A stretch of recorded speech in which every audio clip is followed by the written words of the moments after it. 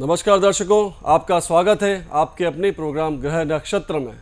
आज हम बात करेंगे कुंडली मांगलिक कैसे होती है।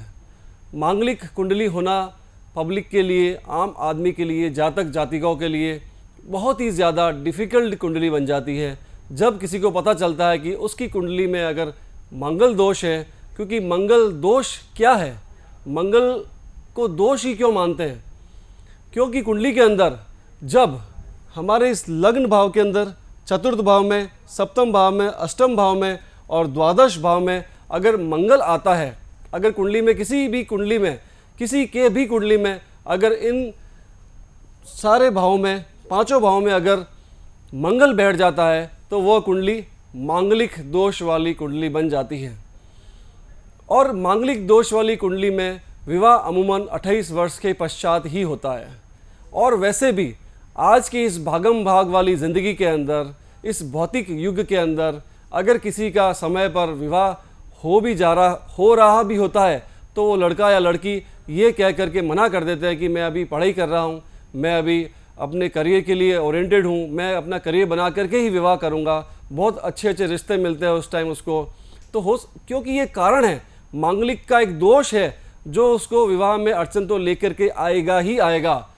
इसीलिए अच्छे अच्छे रिश्ते आते हैं और उस रिश्तों को वो मना कर देते हैं। वो लड़का हो या लड़की हो, उससे कोई फ़र्क नहीं पड़ता। जिस किसी के भी कुंडली में अगर मंगल है तो उसके ग्रहों के अधीन वो चलता है, इसीलिए वो मना भी करता है। और उसके माता पिता भी उसकी बात में आ जाते हैं और माता पिता भी यही कहने लगते हैं, भाई मेरा बेटा या मेरी बेटी अभी विवाह नहीं कर सकते, वो अपने लिए करियर बना रहे हैं, करियर बहुत ज़्यादा ज़रूरी है। जो महत्वपूर्ण बात है वो मैं यही कह रहा हूँ कि मांगलिक दोष की वजह से ये नहीं हो पाता है। और मांगलिक दोष क्यों कहलाता है दर्शकों, ये आपको मालूम है? क्योंकि मंगल जो है वो स्वभाव से हिंसात्मक है, वो विवाद का एक कारण है।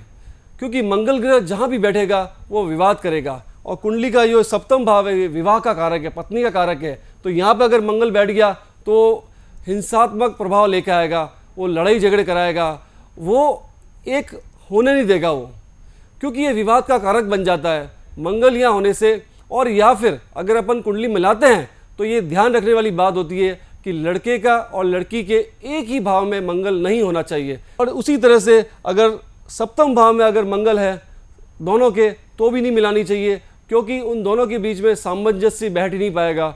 लड़की कहेगी रात तो लड़का कहेगा दिन, तो इस तरह से उनकी कभी सोच मिल ही नहीं सकती है। हमेशा हर छोटी से छोटी बात पे तनाव, गुस्सा, लड़ाई झगड़ा, घर में वातावरण खराब, हर चीज़। और इसका प्रभाव जब बच्चे हो जाते हैं उन पर भी पड़ता है, तो बच्चों के ऊपर भी इसका बहुत ज़्यादा गलत इफेक्ट जाता है। तो इसी तरह से मान लीजिए कि किसी लड़के के मंगल सप्तम भाव में और लड़की के भी अष्टम भाव में अगर मंगल बैठा हुआ है तो भी कुंडली किसी भी हालत में नहीं मिलानी चाहिए। क्योंकि इस तरह से सप्तम और अष्टम भाव में अगर लड़के और लड़की के मंगल बैठेगा तो उनके गुप्तांगों में रोग हो सकता है। ये बहुत ही ज़्यादा एक भयानक बात है, क्योंकि आफ्टर मैरिज आपको ज़िंदगी जीनी पड़ती है, वैवाहिक जीवन जीना पड़ता है। तो ये भी बहुत ज़्यादा कठिन हो जाता है कि अगर आपके जीवन में अगर सही सुख ही नहीं मिले तो फिर विवाह होना या नहीं होना बेकार है। और विवाह होने के पश्चात जब ऐसी बीमारी अगर घटित हो जाती है वो और भी ज़्यादा खतरनाक साबित होती है। शरीर के लिए तो है ही है, साथ ही साथ पैसा खर्च होता है, आदमी की मानसिक संतुलन बिगड़ जाता है, आदमी परेशान, हताश, निराश, उदास हो जाता है। पूरे घर में इस तरह का वातावरण छा जाता है कि कोई मातम सा छा जाता है।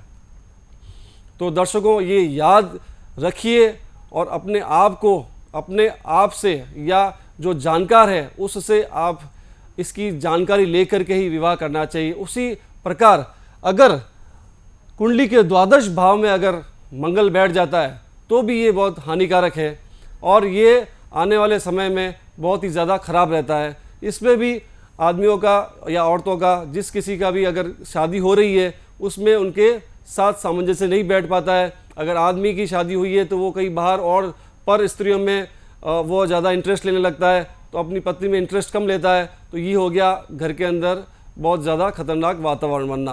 तो ये चीज़ें छोटी छोटी होती है लेकिन आगे जा कर के बहुत ही ज़्यादा भयानक हो जाती है। इन चीज़ों का ध्यान रखना चाहिए, मंगल का ध्यान रख कर के ही विवाह करना चाहिए। साथ ही साथ एक और बात, जिस तरह से मंगल का इन पांचों भावों में होना हानिकारक है, या हानिकारक नहीं भी है तो आप जान करके परख करके अच्छे से मंगल वाले को मंगल वाले लड़के से ही शादी कराएं। और ये ध्यान रखिए कि जिस भाव में मंगल है उस भाव में उसके मंगल नहीं होना चाहिए, अन्यथा उस भाव की हानि करेगा, उस भाव को चोट पहुंचाएगा, जिससे वो आपका खुद का शरीर खराब करेगा, आपका शादीशुदा दाम्पत्य जीवन खराब करेगा। तो मैं आपसे ये कह रहा था, जिस तरह से मंगल कुंडली को खराब करता है उसी तरह से जो पापी ग्रह हैं वो भी मंगल के बराबर ही खराब करते हैं। जैसे कि सूर्य, मंगल तो हो ही गया है, शनि और राहु केतु, ये पांचों ग्रह भी अगर इन पांचों भाव में अगर विराजमान हो जाएं तो वो भी मंगल के बराबर ही मांगलिक दोष देता है और उसे भौम पंचक मांगलिक दोष कहते हैं। दर्शकों, ये बहुत ही ज़्यादा महत्वपूर्ण है। मंगल दोष होना और भौम पंचक दोष होना ये भी मंगल के बराबर ही माना गया है।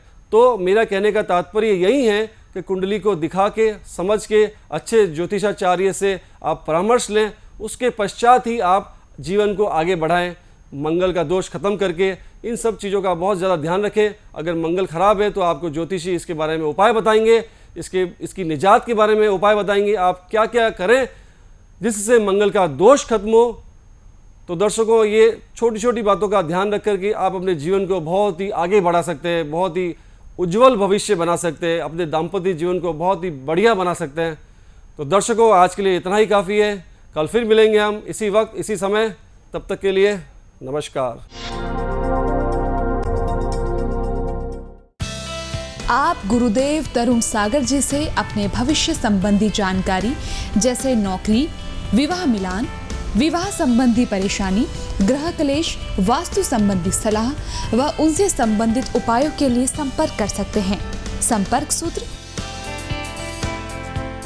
अगर आप गुरुदेव तरुण सागर जी से मिलकर अपनी कुंडली का विश्लेषण करवा पाने में असक्षम हैं, तो आप टेलीफोन के माध्यम से भी जुड़कर अपनी समस्याओं से निजात पा सकते हैं।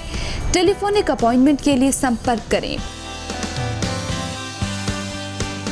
साथ ही अगर आप निम्न शहरों में रहते हैं और गुरुदेव जी से मुलाकात करना चाहते हैं तो अपॉइंटमेंट के लिए इन नंबर पर संपर्क करें।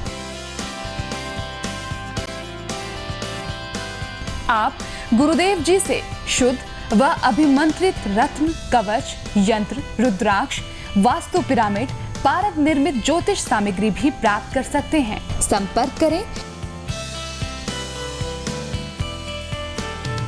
भाई बहन के पावन पर्व रक्षाबंधन पर गुरुदेव तरुण सागर जी लेकर आए हैं आपके भाइयों की लंबी आयु और बेहतर स्वास्थ्य के लिए 1.25 लाख दिव्य मंत्रों से अभिमंत्रित एक अनुपम सौगात, जिसमें आपको मिलेगा लघु नारियल। इस लघु नारियल को उपहार स्वरूप देने से आपके भाई को जीवन भर अपार धन संपत्ति का सुख प्राप्त होगा।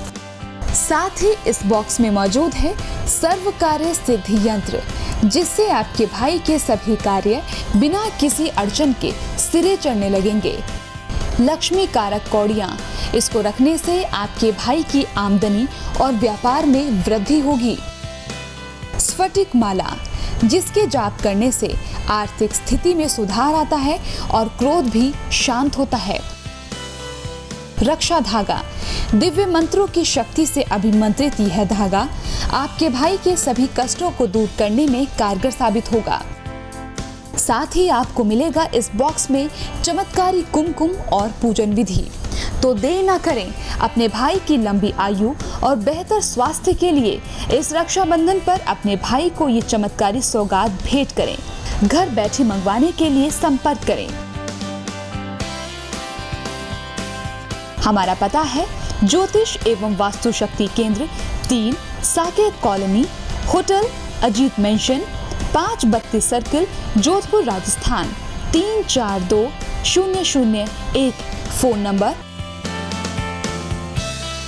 गुरुदेव तरुण सागर जी आगामी 26 व 27 जुलाई को दिल्ली में मौजूद रहेंगे। मिलने के लिए संपर्क करें।